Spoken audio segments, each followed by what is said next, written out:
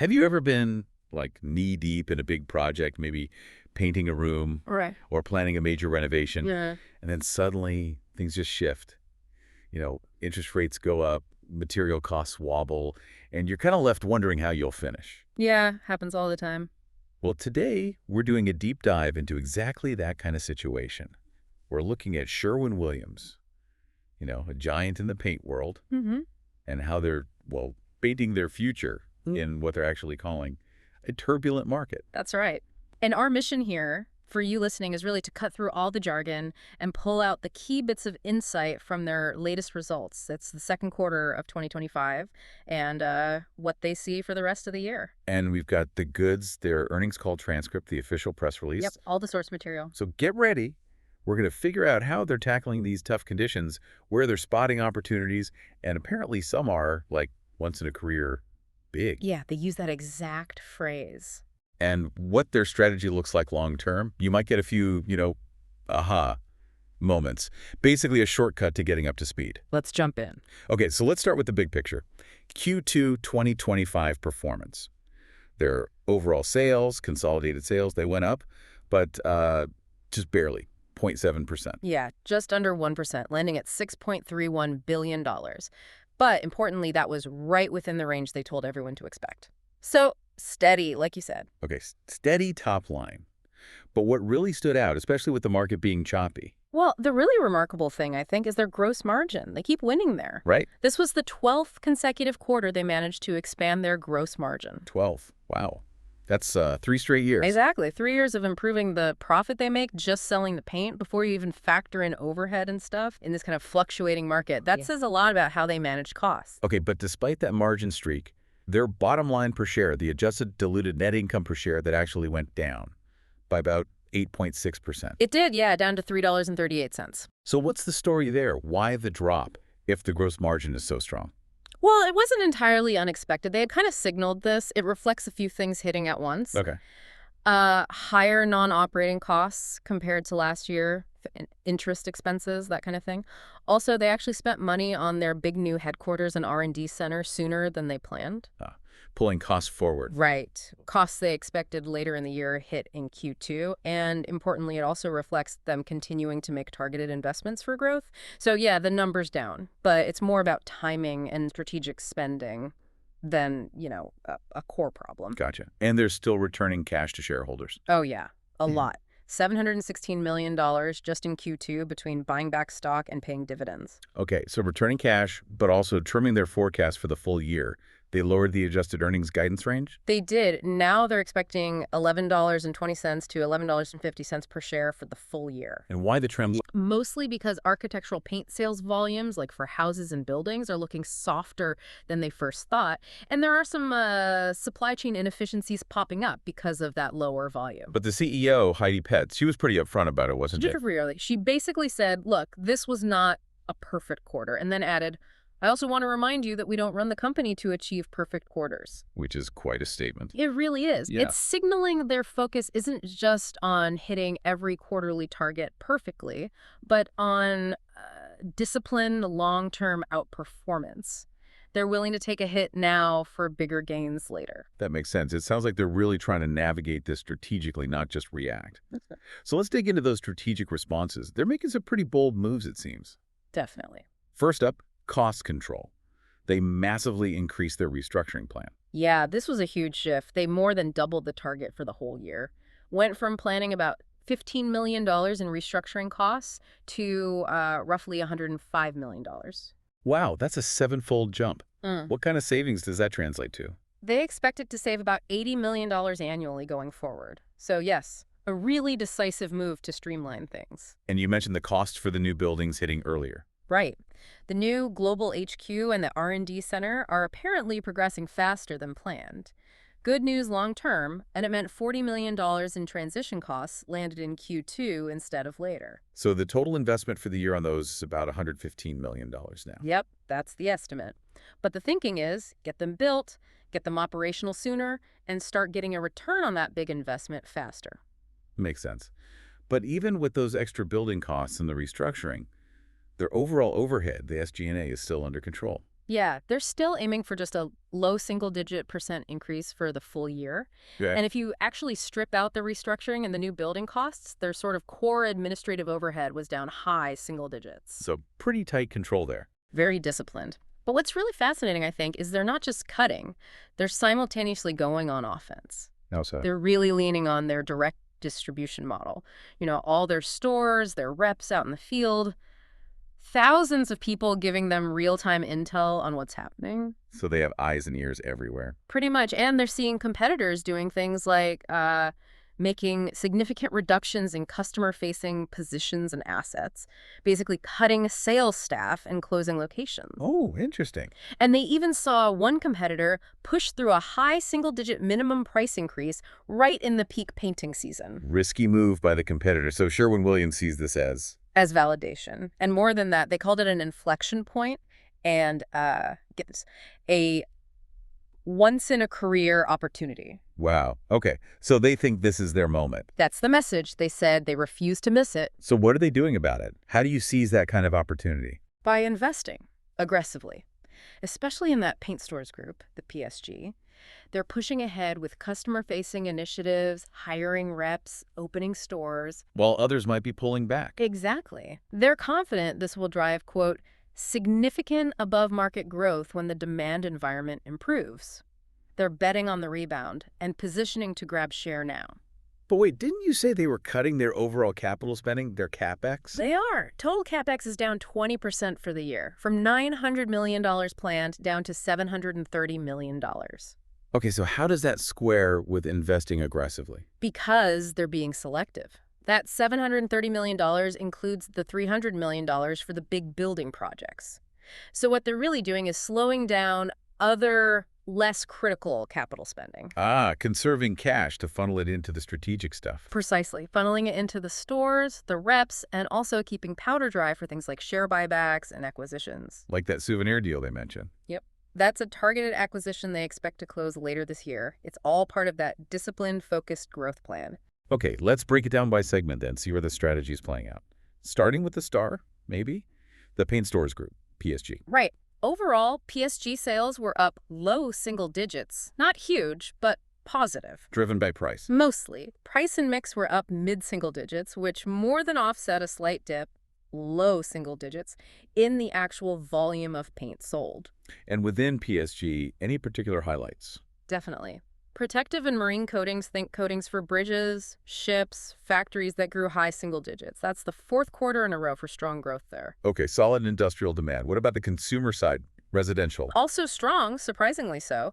Residential repaint sales grew mid-single digits, and they specifically said that was significantly outpacing the market.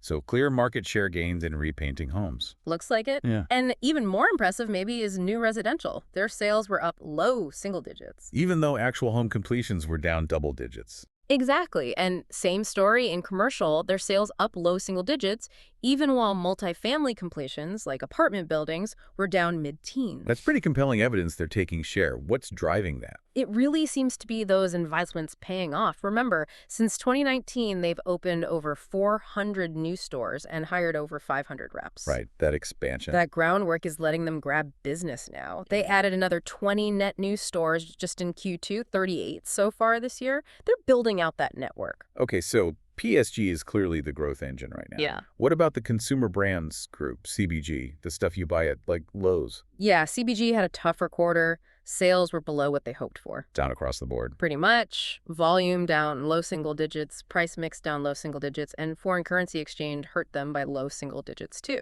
What's the main issue there? The big one is continued softness in North America DIY. The do-it-yourself paint projects just aren't happening as much. People putting off those home projects. Seems like it. Plus, unfavorable currency in Latin America didn't help, although Europe actually saw a bit of growth. They also closed a net 28 stores in CBG during the quarter. Closing stores. Mostly in Brazil, shifting from company-owned locations to dedicated dealers. So more of a strategic realignment of how they sell there. Got it. And the third segment, Performance Coatings Group, PCG. The industrial side. PCG sales were basically flat year over year, a real mixed bag within the segment. Okay, what worked and what didn't? Packaging coatings, think can linings, that was a bright spot, up double digits. Coil coatings for metal building products were up slightly low single digits. Right. But the outlook there is, they called it murkier. A lot of uncertainty around potential steel tariffs and what that might do to demand. Okay. And a weaker spots. Industrial wood finishes and general industrial coatings were down, which they kind of expected. And auto refinish was down slightly too. Even with winning new business. Yeah, they are winning new accounts, but it's being offset by softness in their existing auto body shop customers. Seems like fewer insurance claims are still working their way through the system compared to the peak. Right. Annualizing that effect. Ah. And profitability in PCG. It was down. Both segment profit and the margin percentage decreased, partly due to higher costs to support sales, some currency headwinds, and also because last year they had a one-off gain from selling an asset that didn't repeat. So definitely a mixed performance across the segments. PSG strong, CBG weak, PCG flat and varied. That sums it up pretty well. All right, let's look ahead then. Their outlook, they're using the phrase softer for longer. What does that signal for the rest of 2025? It signals basically don't expect any help from the overall economy. They said flat out, we expect no help from the market over the remainder of the year. Wow, blunt. Yeah. All the indicators they watch, plus what they're hearing from customers, points to continued turbulence and a slowdown in demand pretty much everywhere. Any specific areas they called out? New residential construction, they said, continues to be choppier, if not a bit more challenging. The coil market, like we said, uncertain because of tariffs. And that DIY weakness, also choppier for longer. What about residential repaint? That was strong in Q2. Backlogs there are apparently stable. They're seeing maybe some small increases in people asking for bids, but the project sizes might be getting smaller. So stable, but maybe not accelerating hard. Okay, so the demand picture is pretty muted. But there was a silver lining on costs, right? Raw materials. There was. The flip side of softer demand globally is that commodity prices are easing up. They actually expect slight raw material deflation prices coming down in the second half. Which helps offset some of that volume pressure. Exactly. It should lead to their overall input costs being roughly flattish for the full year. That's a definite positive offset. Now, you mentioned something really interesting earlier, their long-term growth algorithm. This sounds like where they're really focused, beyond just navigating the current choppiness. This is, I think, the core of their strategy right now. They are absolutely using this downturn to position for the future. How so? They believe that once things normalize a bit, interest rates come down, houses become more affordable again, they can actually grow faster than they did historically. Faster? How much faster? They talked about potentially outperforming the market by 2.5% to 3% annually, compared to maybe 1.5% to 2% historically. And why do they think they can achieve that step up? Because of all the investments they're making now.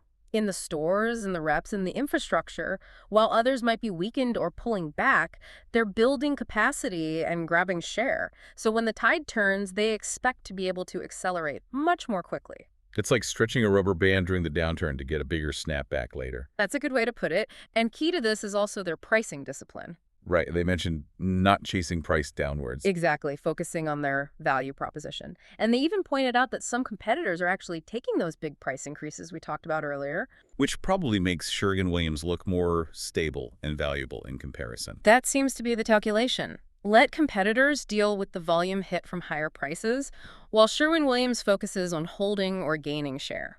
Okay, just a couple more operational things to touch on. The supply chain you mentioned, inefficiencies. Yeah, because architectural paint volumes are lower, they've had to cut back their production plans for the year. Running factories below optimal levels. Right, which makes things less efficient, adds some cost pressure to the bottom line. It's really about managing inventory very carefully when demand is uncertain. And any updates on legal matters or anything like that? Just the usual disclosures, really. Ongoing proceedings around old lead paint issues, the California settlement, cases in Wisconsin. There's a trial date set for February 2026 for a site in Gibbsboro, New Jersey. Yeah. And separately, they are looking into some recent issues with one of their fire protective coatings, FireTex. Something about a product listing change and a software error. They've recorded a warranty liability for it, but said it's not material. Got it. And anything on the tax side, there was that new law passed in July. Right, the One Big Beautiful Bill Act. The main thing for companies like Sherwin-Williams is that it allows immediate expensing, basically, faster tax deductions for certain capital investments and domestic R&D for 2025. Does that change their tax rate outlook? They're still evaluating the full impact, but they said they don't expect it to materially change their effective tax rate this year. Okay. And finally, their overall financial health. Still solid. Very solid. They highlighted a strong liquidity position, had about $270 million in cash at the end of June, plus over $2.2 billion still available to borrow under their credit lines. That's a lot of financial firepower. Absolutely. In this kind of market, having that cash and access to credit gives them huge flexibility. It means they can keep making those strategic store investments, pursue acquisitions like Souvenir, buy back stock, all without being overly constrained by market wobbles. It's a real advantage. So wrapping this all up, we've really seen how Sherwin-Williams is navigating this, well, genuinely turbulent market. It's not just defense, right? They seem to be playing offense quite deliberately. Yeah, it's a two-pronged approach. Targeted cost cuts and efficiency drives, absolutely.